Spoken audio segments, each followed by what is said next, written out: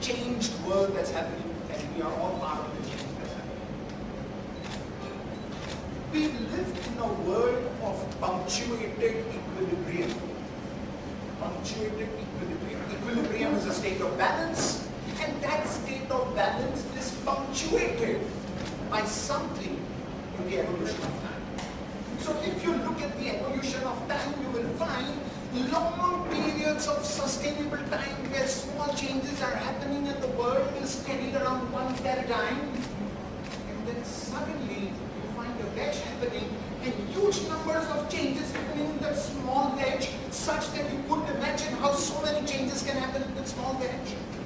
And a predominant technology emerges during this wedge, which yet another long steady period of evolution happens, till yet another, after some several centuries, another wedge is created in a predominant technology. It is in this kind of paradigm that we have to think in terms of what the future is going to be challenging us with, and therefore what is going to be our future of learning. Can you put it down and say, "When in my voice"? Now, if you realize what is it that really takes from all of us in terms of our behaviors, it is a change in our own perspectives and our own outlook as how do we look at the world, and that is going to be the most critical part of what really the changes are going to be in the world. Rumi rightly says, अपनी सोच को बदलो जानी, सितारे अपने आप बदल जाएंगे. नजर को बदलो जानी, नजारे अपने आप बदल जाएंगे. कश्तियां बदलने की जरूरत न करो, दिशाएं बदलो, किनारे अपने आप बदल जाएंगे. And this is exactly the future of what we are going to face. It is not going to be something that is going to be a repetition of what the past has been. It is going to be a new future, and in the new future what it is going to really challenge us is the way our perspective and the way our outlook is going to change, and that is in your own hands. Let's, for 2 minutes, think of what really is the basic characteristic of human nature. What does human nature do? There are only 3 things, and if you will read through the literature on sociology, you will find that human behavior is predominantly driven by only 3 behaviors. Number 1, self-protection, self-preservation, and perpetuation. Human race has to protect itself, ensure that its near family and everyone is protected, and it is preserved. And it keeps perpetuating the race which has been created. And that's one of the prime drivers of human race and human behavior. The second is the curiosity to know the unknown past and try to unravel the unknown future. So the constant curiosity to find out how did people survive in the past and come up till today, and how therefore shall we find out what is going to be the future, therefore we can learn how to survive in that stage. But this curiosity is predominantly coming from the prime need to preserve yourself, protect yourself, and perpetuate yourself. And it is that curiosity is driving you to that end.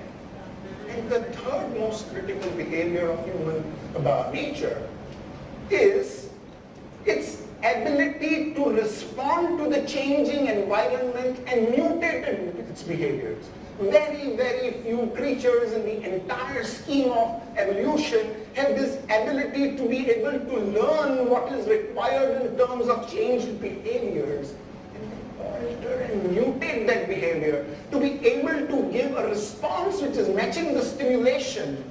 And that is what really explains the evolution of mankind and its success to where it has brought itself. 3 simple behaviors: need to preserve, need to perpetuate, need to protect, curiosity to find out what happened in the past and therefore what can happen in the future, so that I find out how I protected myself and how I can protect myself in future. And the third is, how do I therefore change my behavior so that I mutate my response to make it absolutely relevant to the stimulation that I'm getting from the environment. What happens really in corporate environment? You find that in the corporate world, it is exactly the same that is happening. How do we want to perpetuate yourself?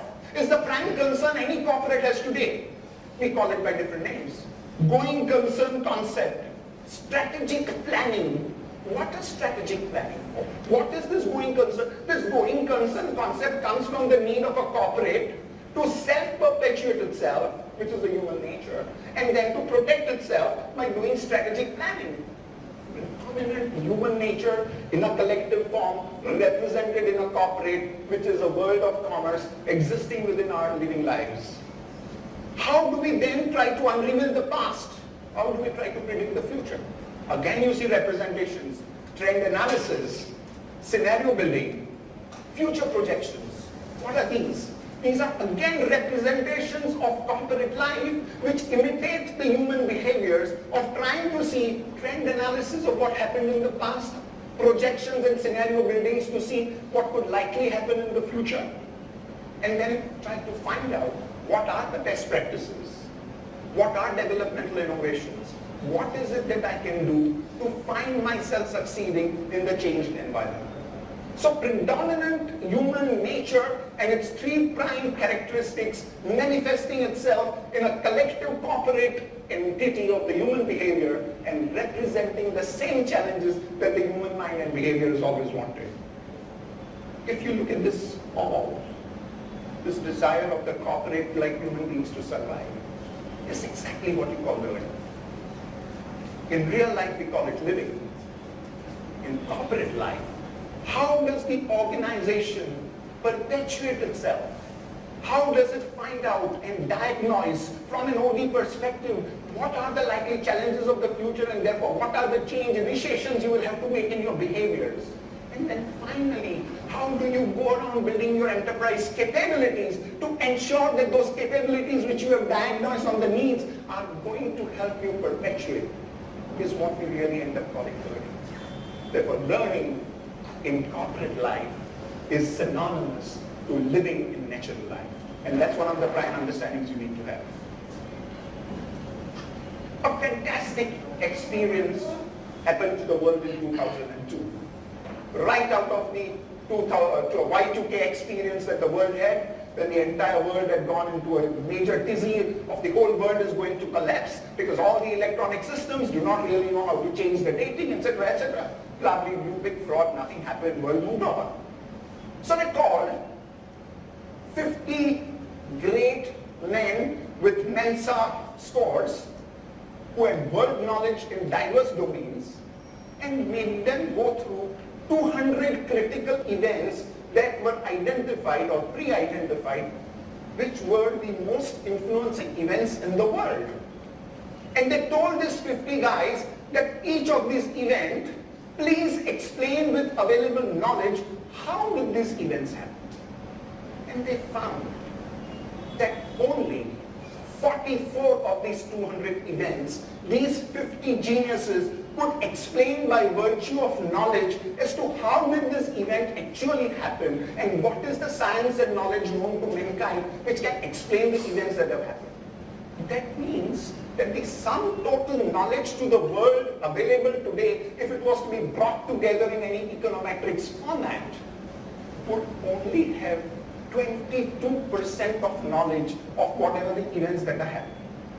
78% times events happening in our life are happening by virtue of elements and activities which we don't even know why and how it happens. Therefore, our ability to predict is limited to the little scope of knowledge we have, whereas the large majority of things are happening in a domain which we don't even know what are the elements that are happening.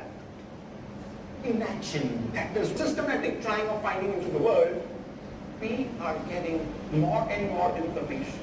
And that more and more information is going to hit us not only in scientific inventions, but in commercial gadgets which get into your hands, in telephones, in cell phones, in your cameras, and in all day-to-day appliances. And that is the kind of change that's going to hit all of us. And when this is going to be applied to the value chain of your enterprise, it is going to revolutionize. And therefore it is going to expect each one of us to be behaving far more differently than what we have seen in behaviors when these knowledge gets converted into technology, and when this technology converts itself into products for our value chain, which you and I will have to either drive or use. That's where the challenge of learning in the future is going to come for us. So what are the three things that we call about? So success in this changing environment, future of learning, that's what Sujaya told me. I said, what are you talking about? There is no future without learning. So I don't want to talk about future of learning. I want to talk about a state which is no future without learning. Because those who actively learn will thrive. Those who passively learn will drag themselves and learn to survive somehow. But those who resist are going to hit the task and going to be like dinosaurs in the Jurassic Park, because they will not have a survival quotient. I keep recalling the stories oftentimes of my father. When we just passed out of our graduation college, my brother and I decided to buy him a colored television set with a remote control. We thought our father was going to be very happy. He called both of us and said, you guys don't know, you all are just spendthrifts. What the hell do I need a colored television? And why do I need a remote control? And I can always use a good black and white television that was good enough, and I can always go there and change the channel. Very good. We said, sorry Pop, we bought it, can't do anything about it. Bad luck for us. 4 years down the line, I had the experience of my father calling me and saying, what kind of sons I have got? This goddamn remote control is not working. Do you expect me in my old age to keep getting up there and changing the channel? You can't even get it repaired. And I said, oh, what happened? So you either take a stance to be the forerunner in the world of change, you will strive and you will really thrive. If you are passive, you will be dragged, because now even if you go to the market, you're never going to get a black and white television set, and never without a remote control. So you will drag yourself slowly and try to learn it. Not good. But God forbid if you resist and say, no, I'm going to see television only on a black and white screen. God save you, because you'll never be able to see anything, because you'll never get a black and white television set. So therefore, what are the responses to change? It's all in your hands. How do you want to see it? Therefore, what are the 5 elements that I want to share with you in whatever is the remainder of time I have? Not what you know, and this is very critical. Not what you know that counts. What you can learn that counts. And that is very important. It is not about the knowledge, because as I told you, knowledge is changing. Therefore, your ability to learn very quickly, to forget what you have learned, and to learn and be flexible about new knowledge that comes in, your ability and capability to learn is going to determine your success. That's going to be the future of success. Knowledge is shifting, so you don't really have a scope on that. It is about learning experiences and not learning from experiences. We always grew up believing, learn from your experiences. These are good experiences.